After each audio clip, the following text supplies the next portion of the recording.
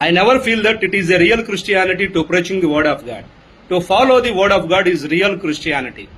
దేవుని వాక్యమును బోధించడం నిజమైన క్రైస్తవ్యం భక్తి అని నేను అనుకోవట్లేదండి. దేవుని వాక్యాన్ని అనుసరించి నడుచుకునేవాడే నిజమైన క్రైస్తవుడు. ఈరోజు యేసుక్రీస్తు వారి వల్లే బోధించే వాళ్ళు ఉన్నారు కానీ ఆయన వల్లే జీవించే వాళ్ళు చాలా తక్కువ. ఈ విషయంలో యేసుక్రీస్తు వారు 100% న్యాయం చేశాడు. ఆయన వాక్యాన్ని అనుసరిస్తూ వాక్యానుసారంగా నడుచుకుంటూ వాక్యాన్ని బోధించాడు. అపోస్తుడైన పౌలు గారు ఏమంటాడంటే, నేను సంఘములో నిలబడి భాషలతో 10,000 మాటలు పలుకుట కంటే ఇతరులకు బోధ కలిగినట్లు నాలో నేను 4 మాటలు పలుకుట మేలు అంటాడు.